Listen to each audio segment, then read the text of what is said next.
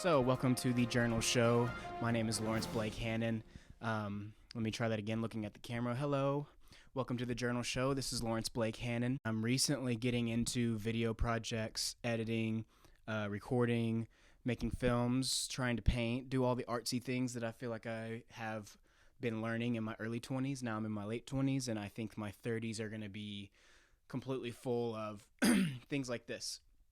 So I'm investing in myself and investing in telling my stories. Without further ado, let's get into the Journal Show concept. This is my first one that I'm doing, and I have a whole box here full of journals and books and things. But this is just me getting to me getting to me.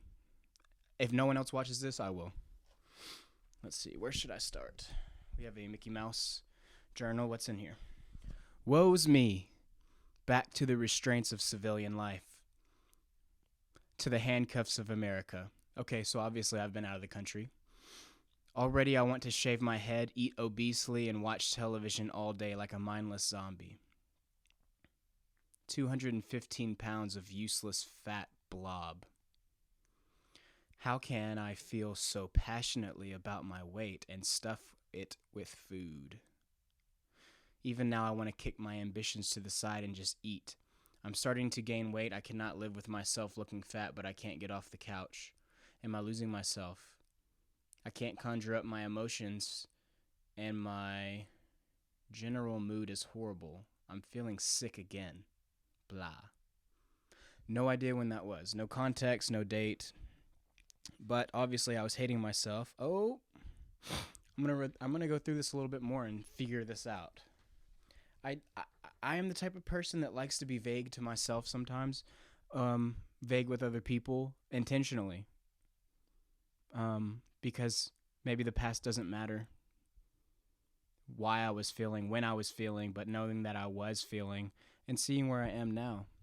I mean, now I'm 200 pounds, 205 pounds.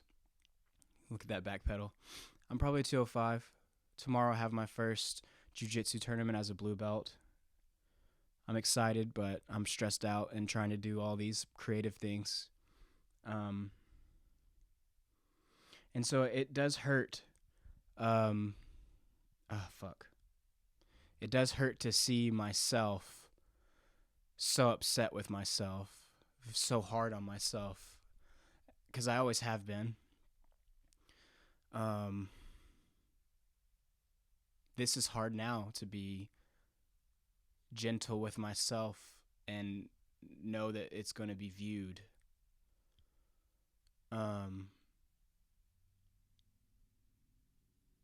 Yeah.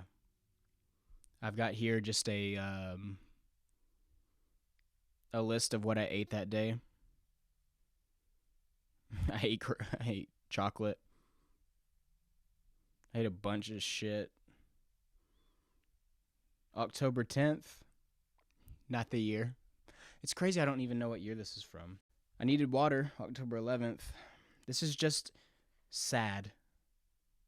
Oh, here's a cute little, I guess I was feeling festive.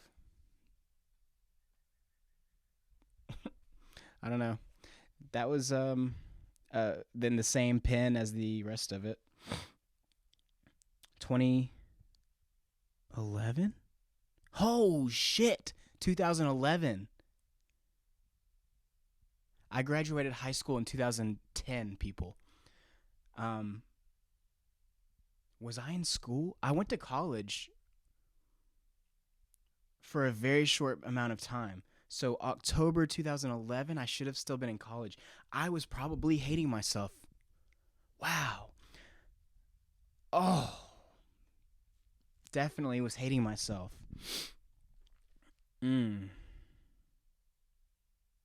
No sign anymore. We screwed up. Tuck pants into socks. No sign anymore. We screwed up. I'm a little bit worried about where this is devolving. October 14th, 2011. Think about taking up archery. Use the punching bag, exclaim. Gladiator, exclaim. let's take a moment here to tell you a little bit about me, since it's the journal show, and let me word journal you. About me, gladiator. That term, gladiator, that theme has been something in my life. I think that our instincts and our emotions are instinctual, and a lot of things get in the way of that. It's a big thing I've been working through in my life. Look at murder, look at rape, look at going to war and destroying and creating, and all the things that are like the polar opposites that go, they stretch from torture to um to worship. You don't want to live in a place where people are made to be gods and vehicles of destruction, right? That rant is going to pull back to me. I've decided that I don't care about any of this shit, about this shirt, about these paintings, about this futon that I sleep on, these walls that keep me safe. Um, I don't care about you being uncomfortable. I only care about truth. Getting to my own truth, getting to your truth, trying to share that with each other. That's all I really care about. And I think it flies in the face of a lot of things that we're told to want. And when I say told to want, I mean we're taught to get a job and educate ourselves and help be a cog in the system to make the world run. And it's exhausting to me. And I don't think that I want to live in that. So I try to rebel against that by getting to the core of what I think each moment is about. And that may, like I said, that may be vague to you, but to me it makes sense. And so that idea of gladiator has stuck with me because I think that there's a life where I am a warrior or a gladiator. And I think that I was born into a time where I don't have a war. So I am in my 20s, a strong, athletic, smart guy, with intense anger and desires inside of me. And I think that it's quelled because I don't have anywhere to outlet those. I don't have a strong place to put this passion that I have. And I think that in many times throughout history, I would have been able to exercise that through war, through defending my tribe, my family. And I think that it's a problem a lot of people have now is we're all warriors, not all of us, but there's groups of people who don't have a place to put this passion that they feel. So I think that I've noticed that the reason I say that is I think it's come up a lot in my life, where I just write the word gladiator or warrior, and I think that it's a subconscious manifestation of a desire and an unrest inside of me that just writes the word and puts it out there. Now that tangent's over. Next page. When that tear drops, I'll turn the page. This notebook's full of so much rage. And when it's closed, it's all the same. I know nothing's going to change because my heart's broken. This is an 18-year-old, 19-year-old. This is an 19-year-old. Jesus, I said it again. Who is this person? You know? This was me. That's what this is about, you know? Who is this person that is crying out? A decade later, I'm reading the words of a kid who's trying to make it in this world. This is called Colorblind. The race of another concerns me not. Hey, good person. It's all the same on the inside. It's the heart and the brain, the size and the depth. My mind's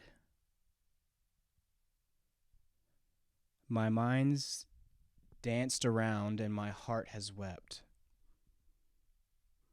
We have love for each other and there is no skin color, just warmth and freedom to think. I know I went through a phase, and I'll say it was a phase because I don't think that I still share this sentiment, but I used to put the weight of the world on my shoulders, and I thought I was going to be able to change it in a big way. And I can taste a hint of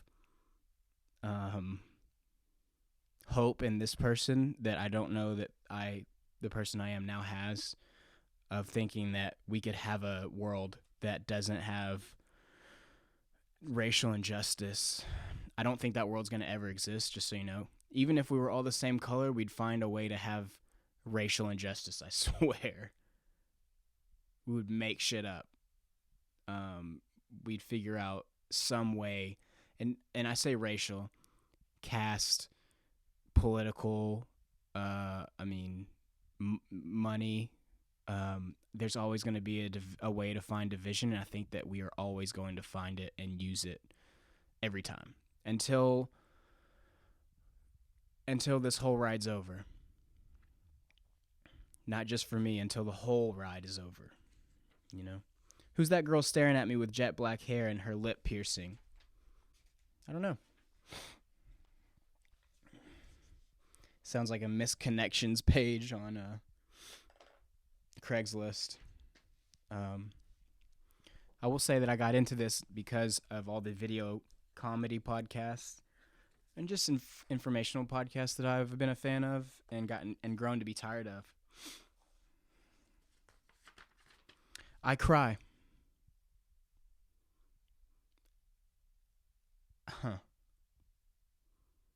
19.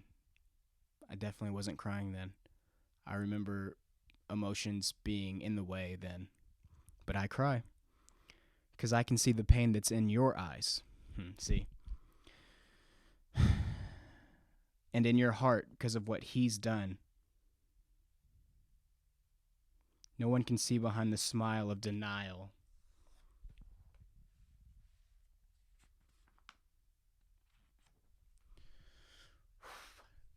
That's about my mom.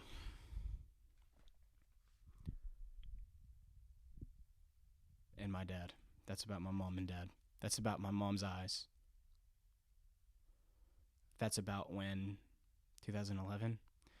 Yeah. I have no relationship with my father these days, but then I believe my parents were still married. And then I know that he didn't love her. And he was slowly fucking zapping her. And I hated him. And I hated her for staying with him. And so that one hurts to read. Because what he's doing.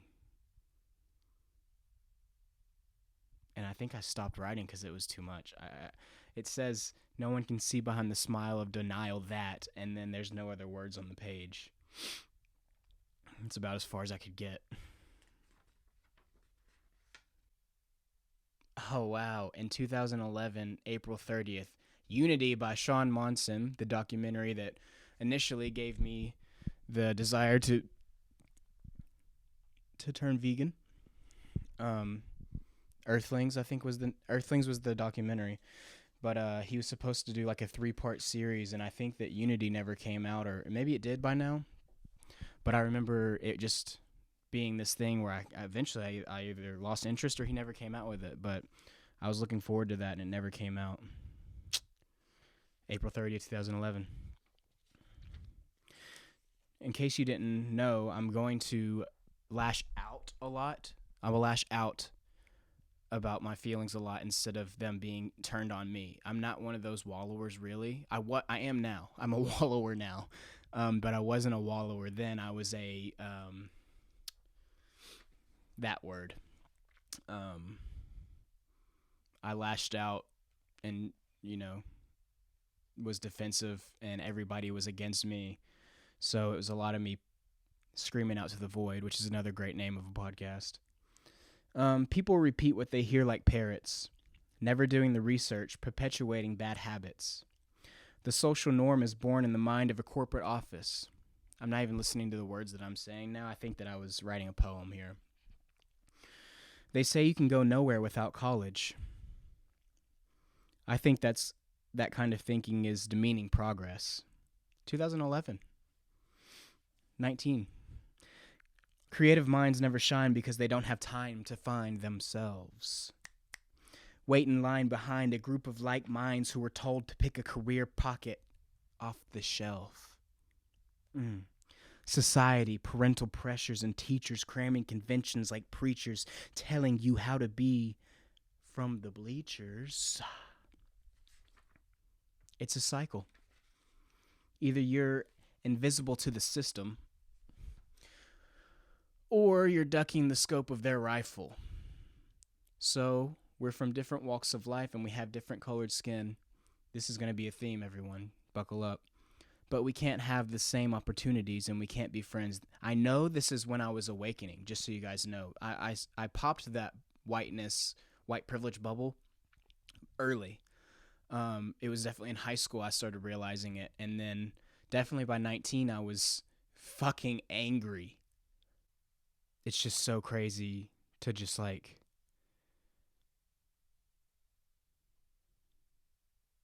It's such a simple... The fuck is wrong with people, you know?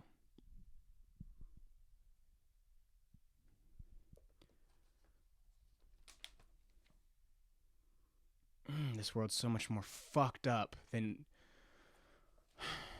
It seems more fucked up every year, but I think that's because I'm just learning more about how fucked up it is, you know? Let's just try to be good. Fuck. We're all children ourselves. What we don't know, we pretend. Like that girl who looks in the mirror for help to cover up her own skin. It's a lie when they tell you that you're not good enough. I think I was talking to myself, too. Damn. I stopped dating things. I think this is probably all... This got to be all still in the end of 2011, but this is heavier. I don't know. I knew it was going to be hard, but I forgot how heavy 19 was for me, you know? I forgot how much I was realizing. You know, this is shit that I've now for 10 years been living with and understand, but this is me understanding it then, I think. Onward. Uh-oh. Okay, 28:50 in. We might be done with this journal. I'm going to flip fast, but I think that that's all that I wrote in this in 2011. I have a lot of unfinished journals.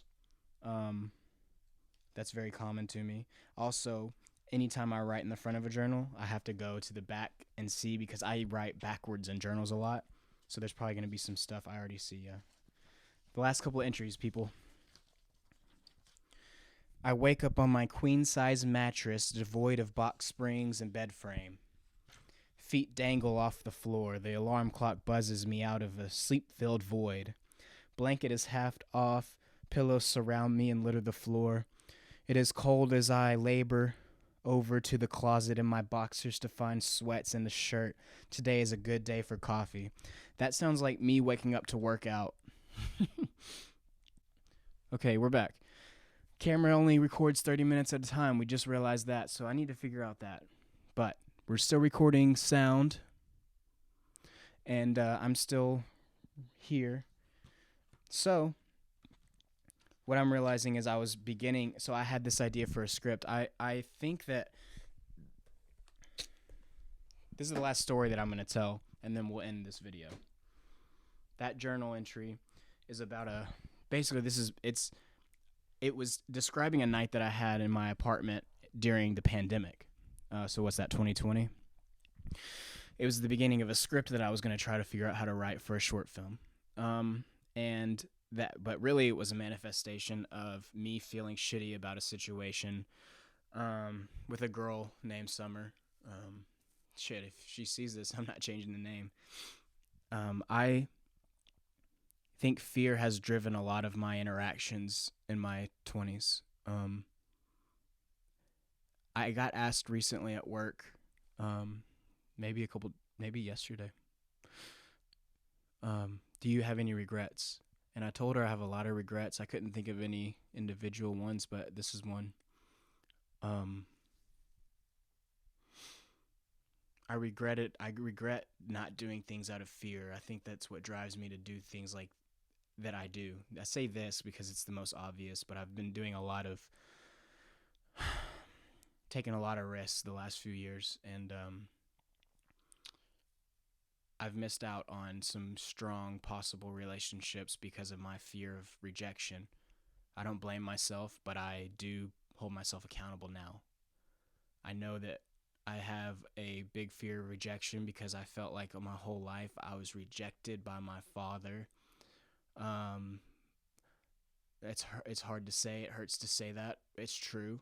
And I think that permeated and affected my decisions always. And that fear kept me from acting out on feelings that I've had. And I found a lot of ways to justify my actions that resulted from the fear of rejection, you know. Um, but this particular instance that we're getting into, I worked at a daycare for a long time in my 20s, Sherwood Day Camp in Arkansas. That's where I'm from. Hello. And this daycare, I fucked a lot of girls. A lot sounds like a lot. It's not a lot. Honestly, it's really not a lot. I did have many sexual endeavors with the fellow counselors, coworkers, because I think that's another insecurity that I've had to deal with, and I think that I used to hide inside of, you know, I used that as validation, getting girls, having sex with them, having them want me as validation. I don't do that as much. I don't know, but that's still there. So DM me. uh, and this one girl was the hottest girl, and ended up being broken, a broken soul that interested me because I was broken. We became friends. Um, and I think that I just felt like she was out of my league, so I wasn't going to try and get rejected. So I made sure that I didn't ever put any type of sexual attraction, flirting. I kept her at a distance, you know, platonic. And I had another friend who was attracted to her, obviously. Everyone was. And so it was like a dibs thing. I guess back then, dibs, he called dibs on her. And so I was like, okay, bro code. Basically, he likes her. I'm not going to like her. I'm not going to go for her. He's got it. And he failed a lot. And I just kind of quietly stewed. And I think that our friendship was based on a lie that whole time. I mean, years. It was like we'd all go out and get drunk together, and I would desire her and never tell her. And I think that was me lying to her, and I don't think she really knew who the real person. She didn't know who I really was. I didn't know who I really was then.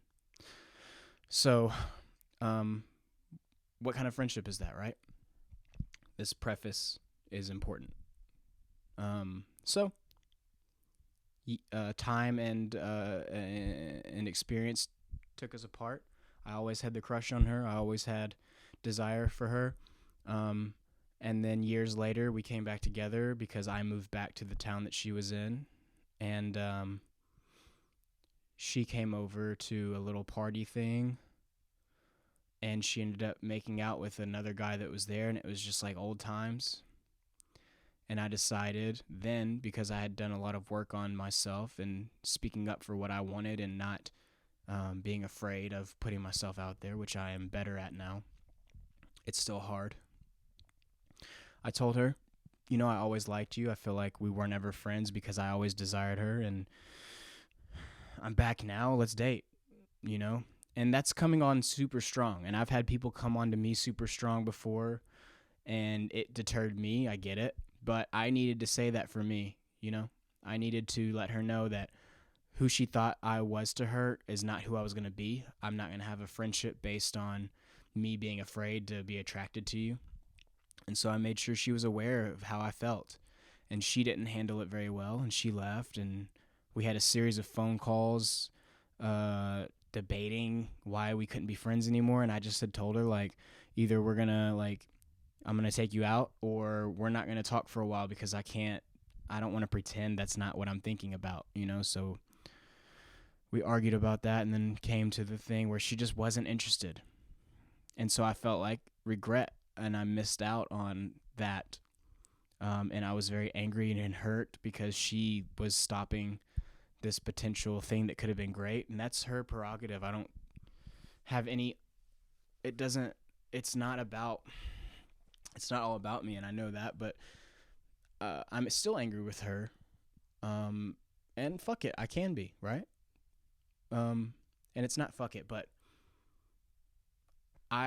thinking about it now, I still am upset. So I'm not going to hide from that upset and pretend. I don't have any desire to hang out with her if there's not some kind of more deeper connection forming from it, you know? And so that script was a manifestation of me taking ownership of how I feel and things that I have ignored in the past. I've gone through and cleared out a lot of fucking, we'll say my circle's a lot smaller now because I'm telling the truth. We'll say that.